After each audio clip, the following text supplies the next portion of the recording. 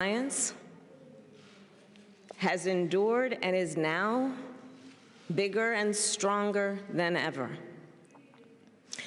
The strength of our alliance includes our mutual commitment to stand on the principles that we hold dear and share, that include the defense of the sovereignty and territorial integrity of independent states, and in this case, Ukraine. We are clear that the work that is to be done in response to Putin's war includes standing strong within the alliance to support the needs of our partners. To that end, and to demonstrate our commitment as the United States, in recent weeks, we sent a 1,000-member Stryker squadron that creates a total force of 2,000 American troops who are prepared to stand in defense of our commitment to the NATO alliance and the eastern flank. We have reinforced our recent commitments, all with the mention and with the meaning of strengthening our deterrence and our collective defense. I want to thank you, President Iohannis, for your leadership on NATO's eastern flank. I want to thank you for, in addition to doing all that you have been doing in your role of leadership, to modernizing and to increasing the resources that are available. You and I talked about the importance of running a government in a way that we modernize and are efficient and effective with the resources we have. You have been a model in that regard, and I thank you. In terms of our mutual support for the people of Ukraine, in Washington, in the United States Congress, we have taken recent action, including a commitment of $13.6 billion for Ukraine and the region in terms of security assistance and humanitarian assistance. The President, Iohannis, and I talked extensively, and I was very moved, Mr. President, by the stories you shared with me of the time you spent with refugees and the heart-wrenching experience that they are having.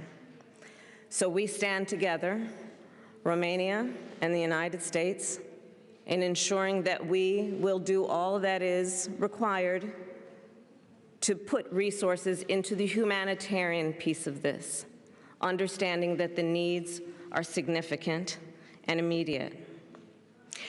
To the extent that we are offering humanitarian assistance in addition to the $13.6 billion package from the United States Congress, $4 billion of that will be directly committed to humanitarian assistance. That is on top of the $53 million that I announced yesterday that through the UN, the United States will give to the World Food Program. But I must say, when we are talking about humanitarian assistance, Romania has been a hub of humanitarian assistance. And that is yet another reason that we are here to thank the President and the people of this great country for what you are doing based on the needs of this region.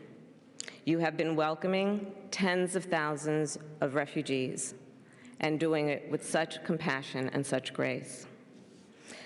So I'll conclude my remarks by saying that this is a strong and enduring relationship. It is an important relationship, and the importance of this relationship is being highlighted at this very moment. But it is a relationship that will continue over the years. And again, I thank you, Mr. President, and the people of this beautiful country for all you do and all you represent. Thank you. Thank you so much, Madam Vice President. We have a couple of questions. Good afternoon, Roxana Zamfirescu, State TV. I have a question for both officials. I would like to ask you if the United States plans to increase the number of troops and to create here a permanent presence. I'm asking this in the context of which 150 kilometers away from the Romanian frontier bombardments take place. And I would like to ask you as well what are the chances of the war extending towards Romania and the Republic of Moldova?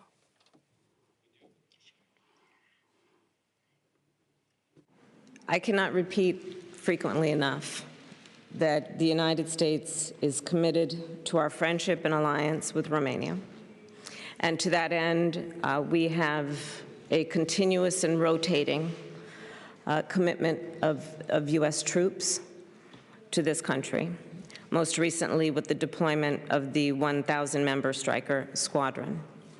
And as the people of Romania know, we also know that this is a dynamic situation, and we will on a daily basis assess the needs that we have to maintain stability in this region.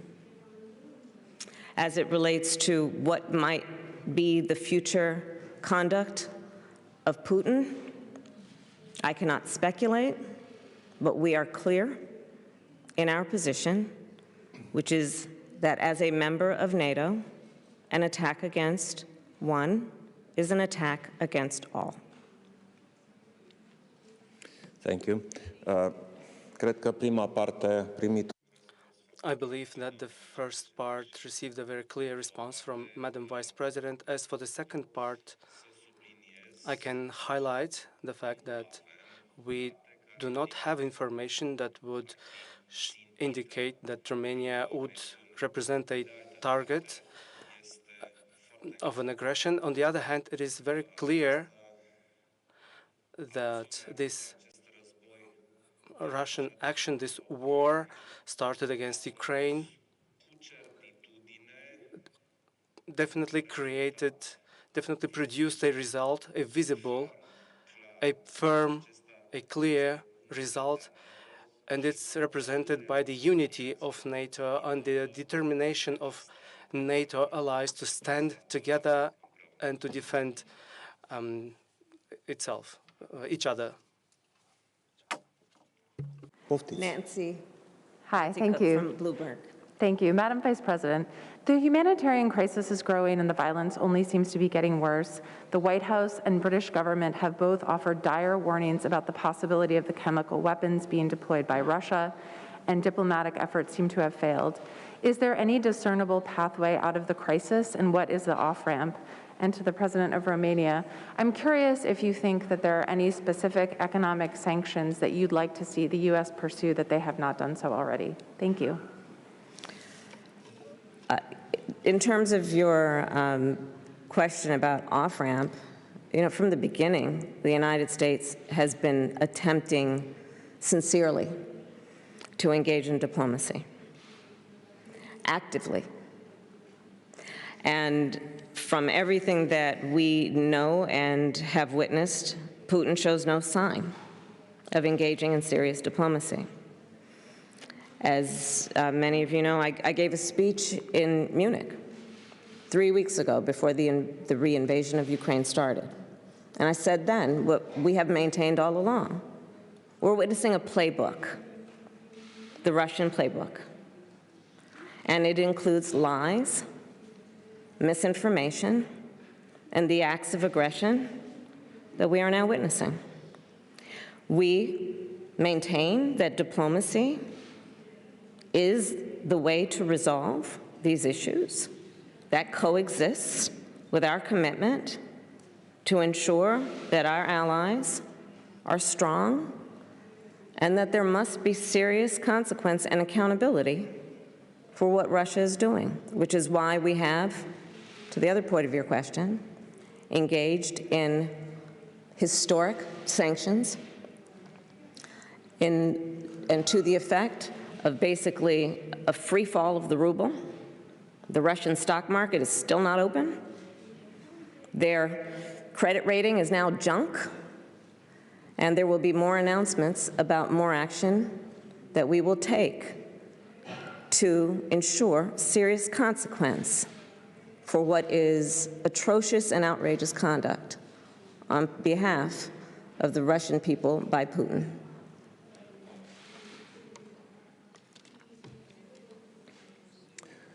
The sanction packages have been discussed between the United States and the European Union.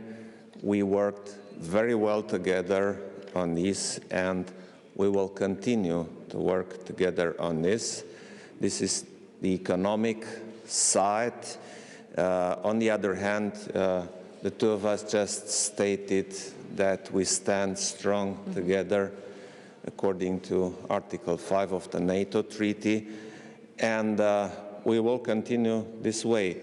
So if new sanctions will be necessary, they will be discussed and applied. Bună ziua, Oana Bâlă, Radio. Good afternoon, Ana Bâlă, Radio Romania. Madam Vice President, Mr. President, we have seen as the Russian troops attacked a maternity as well as humanitarian convoys. A lot of civilians were killed, including a lot of people were killed, including children, and this triggered a huge international response. Do you believe that Russia committed war crimes in Ukraine?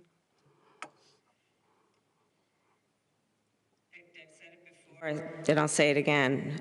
We are clear that any intentional attack or targeting of civilians is a war crime. Period. Am discutat aceste. We have discussed these topics because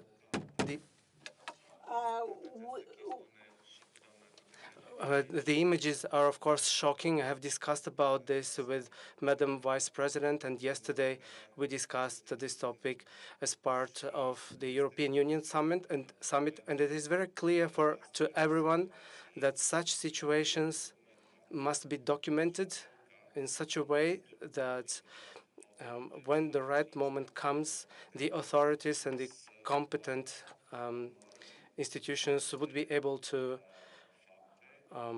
follow up on these facts and to establish in a correct manner on the international level whether or not they constitute war crimes, who committed them, and what should be the appropriate consequences for them. However, it is unimaginable for all of us to see such images now in the 21st century in a war that takes place in Europe. It's outrageous.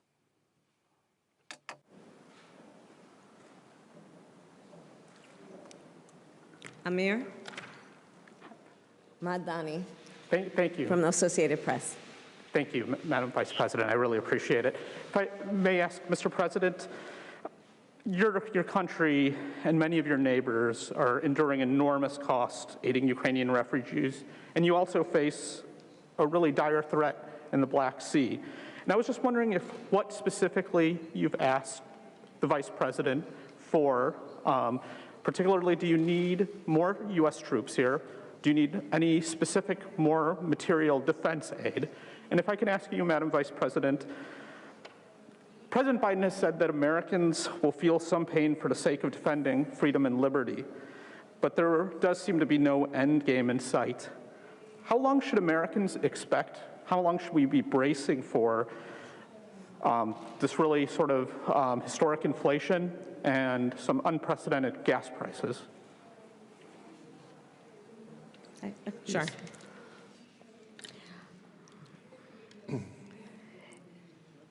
In terms of the discussions that the President Iohannis and I had, they ranged in subject, including the issue of the Black Sea, and I'll let him explain in more detail as he would like. But we are, again, fully aware and apprised, because we are in constant communication with the President, with his administration here, about the concerns that they have about the entire region and, frankly, the vulnerability.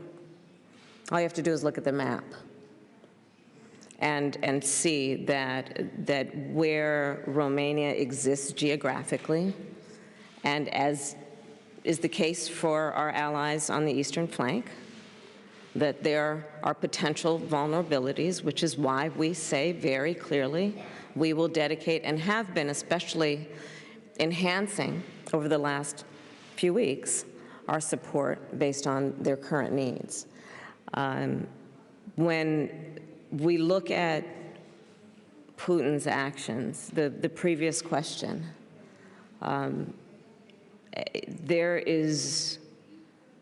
it is painful to watch. It is painful to watch what is happening to innocent people in Ukraine who just want to live in their own country and have pride in themselves as Ukrainians, who want to be home speaking the language they know, going to the church that they know, raising their children in the community where their families have lived for generations. And by the millions now are having to flee with nothing but a backpack. And then you compound that with what happened a couple of days. The president talked about it today. I talked about it yesterday in terms of a maternity hospital, pregnant women. We have the unfortunate experience, all of us right now who are not in Ukraine, of witnessing horror. So we are committed in everything we are doing. And yes, then the president did say in the State of the Union, there is a price to pay for democracy. You got to stand with your friends.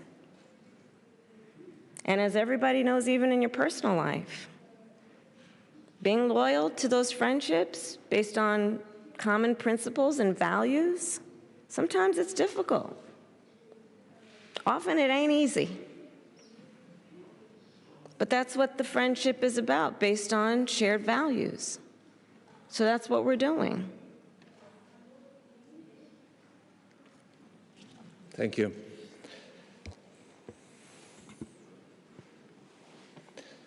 Russia started its attack on Ukraine from the south, from the Black Sea area. This is a scenario we have been warning about for many years now.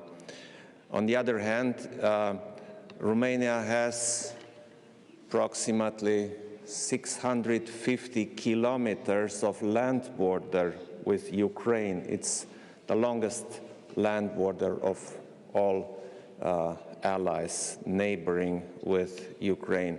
So yes, we are concerned. We are concerned about the eastern flank, and this is why we are working on making the eastern flank stronger. And yes, we discussed with Vice President Harris about these issues. And I raised the issue of the eastern flank, that the eastern flank has to be strong, it has to be well balanced, because if one part of the eastern flank is strong and the other part is weak, it's obviously a weakness on the eastern flank. So the eastern flank has to be strong to defend the entire NATO, to defend the Euro-Atlantic area. And on the eastern flank, the allies, and in this case we discussed specifically about US and Romania, have to materialize a force that is strong enough to be deterrent. NATO relies on strength and deterrence. So to deter somebody, you have to be strong in that area. So yes, we discussed about the necessity of a NATO battle group in Romania, and obviously the United States play an important role in this.